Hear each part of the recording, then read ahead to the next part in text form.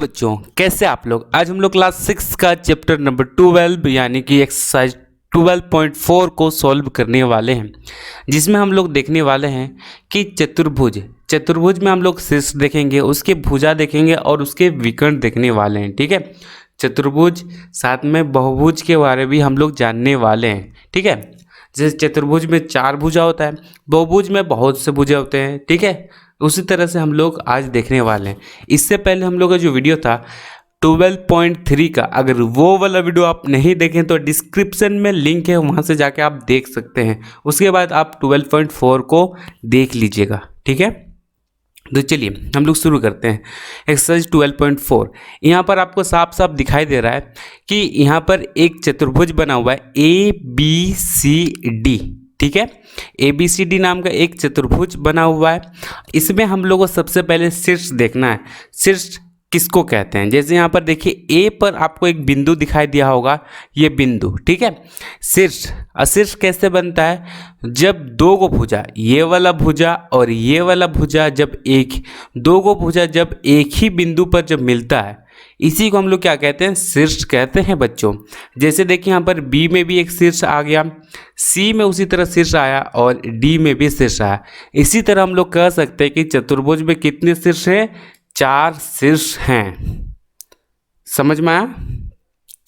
अब हम लोग बात करते हैं भुजा के बारे में।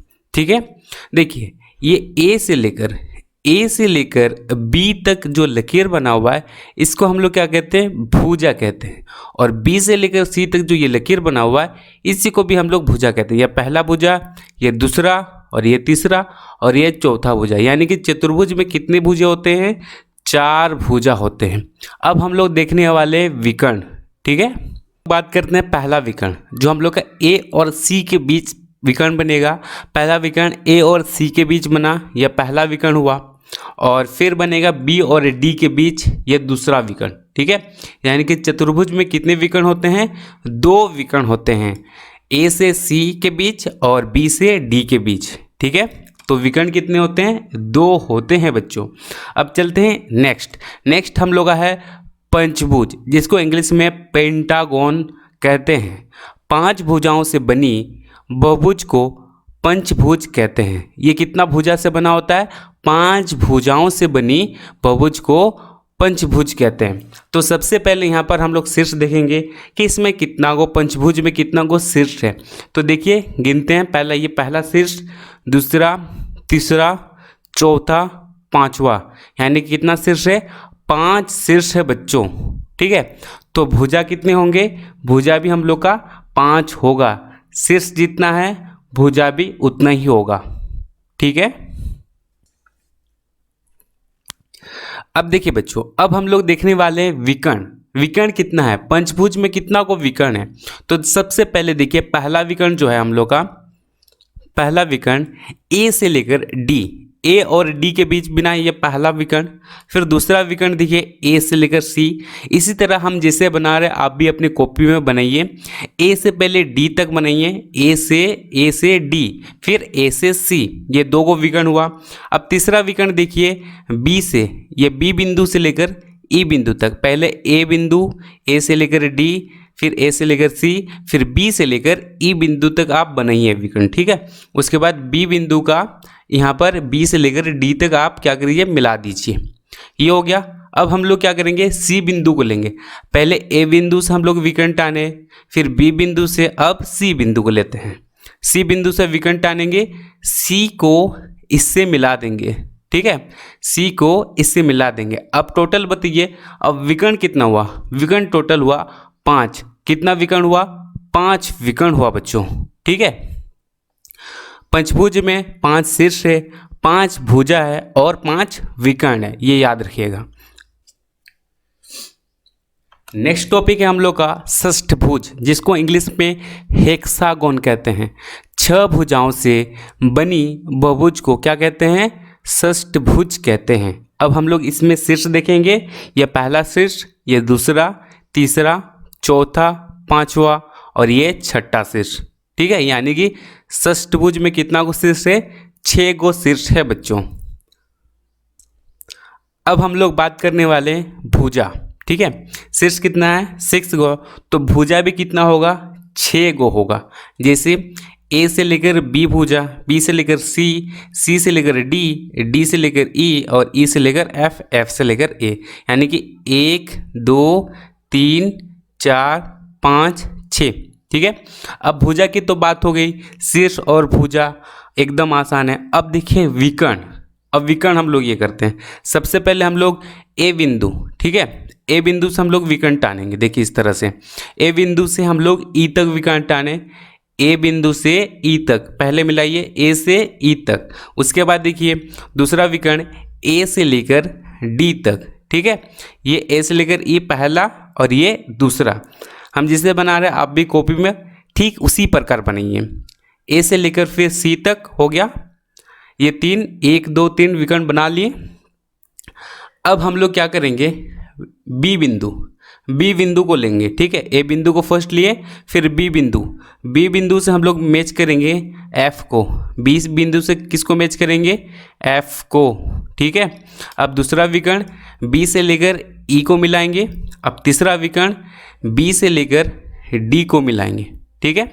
अब इसका भी हम लोग का 3 गो हो गया, ये 3 और ये 3, कितना हुआ टोटल 6 हुआ। ठीक है। अब आगे देखिए, ये हम लोग का नेक्स्ट विकर्ण ये 7, ठीक है, सी से लेकर एफ तक इसको मिलाइए, सी से लेकर एफ तक, ये 7 विकर्ण हुआ। और देखिए ये 8 विकर्ण हुआ, कितना विकर्ण हुआ 8। उसके बाद देखिए ये 9, यानी कि टोटल षष्ठभुज में कितना विकर्ण होता है 9 विकर्ण होता है बच्चों। ठीक है, समझ में आया। जिस तरह से हम बनाएं आप भी उसी तरह से बनाइए। ठीक है। अब चलते हैं हम लोग का नेक्स्ट टॉपिक की तरफ।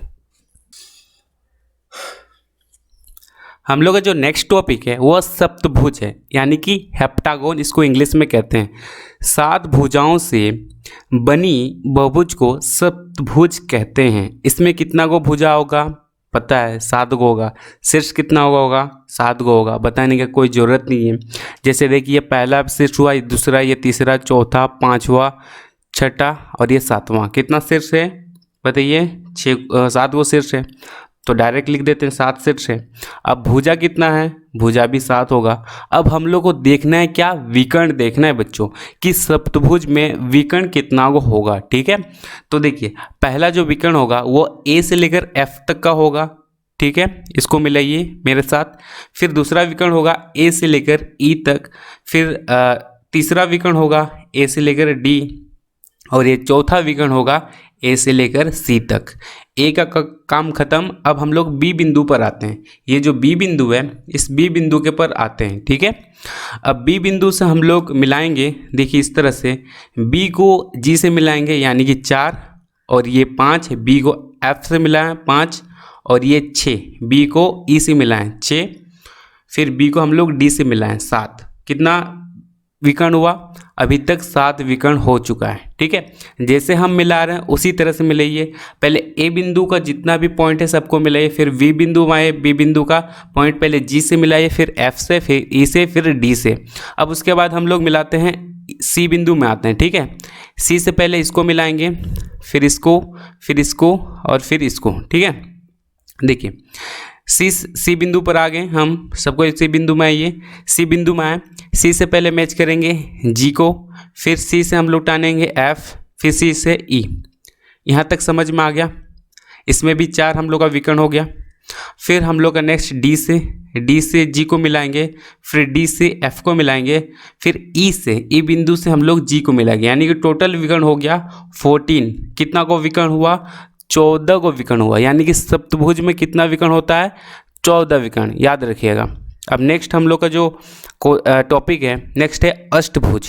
ठीक है, अष्टभुज यानी कि 8 भुजाओं से बनी, 8 भुजाओं से बनी बहुभुज को अष्टभुज कहते हैं।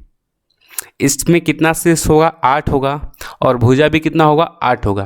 तो हम लोग काउंटिंग करते हैं शीर्ष का, ये 1, ये 2, ये 3, 4, 5, 6, 7, 8। ठीक है, कितना शीर्ष है 8 शीर्ष है, तो भुजा कितना होगा 8 ही होगा।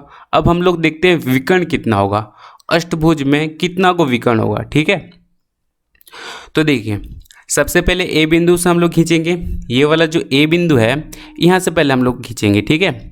तो देखिए इस तरह से ए से हम लोग पहले जी को मिलाएंगे, फिर ए से हम लोग एफ को मिलाएंगे, फिर ए से हम लोग ई को मिलाएंगे, फिर ए से हम लोग डी को मिलाएंगे, ठीक है। फिर ए से हम लोग सी को मिलाएंगे। इस तरह से हम जैसे मिला रहे हैं उस तरह से आप मिलाइए।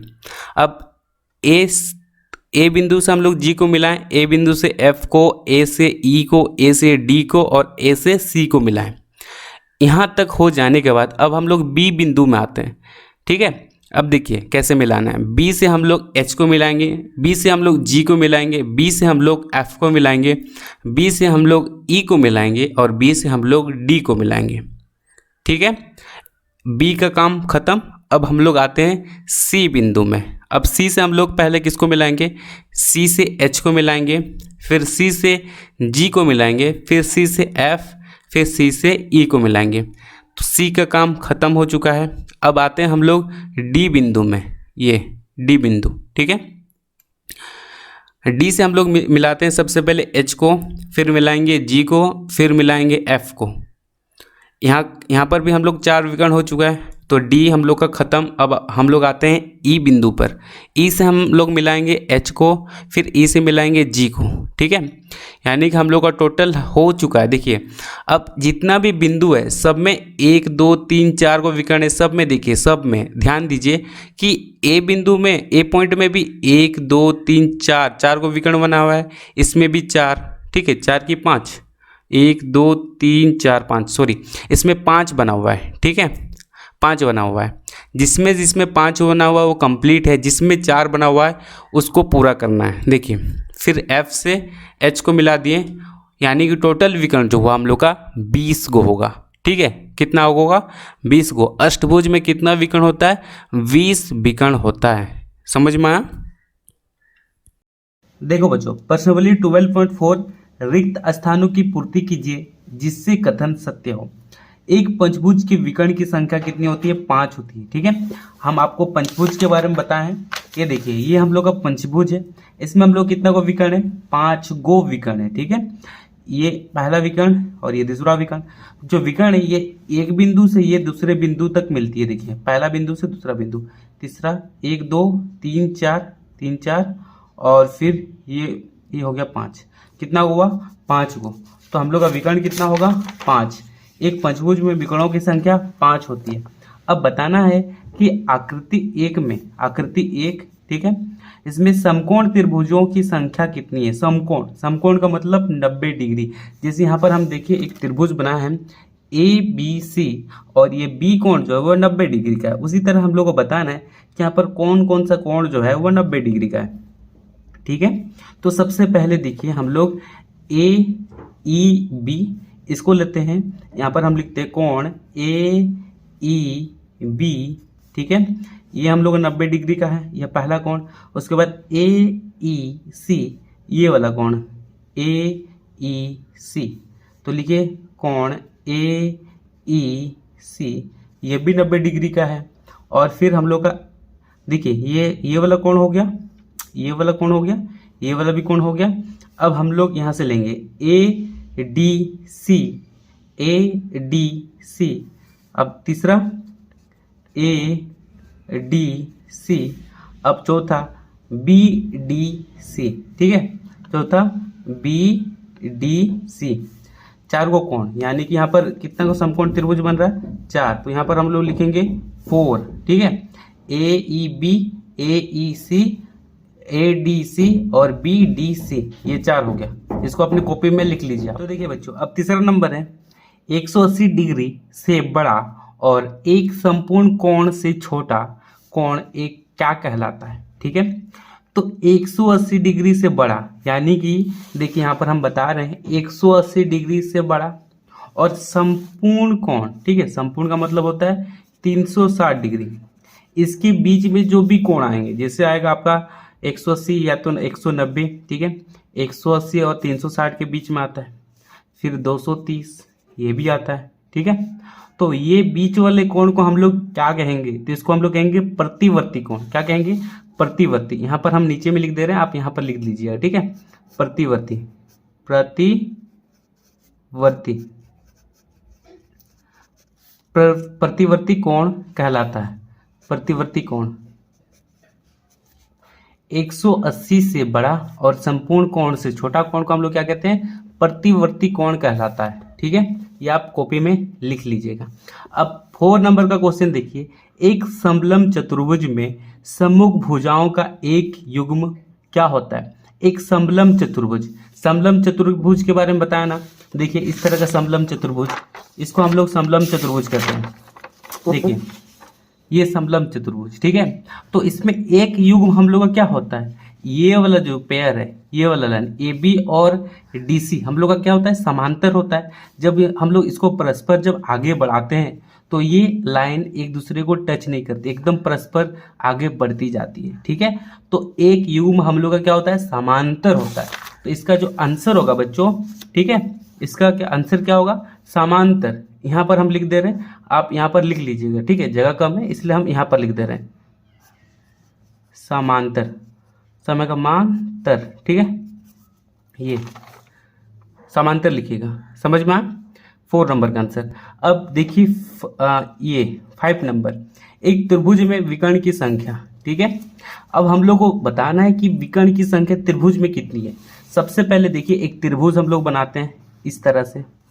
ठीक है, त्रिभुज हम लोग बनाते हैं तो हम लोग क्या जानते हैं? इसका नाम देते हैं ए, इसका नाम हम लोग बी और इसका हम लोग सी।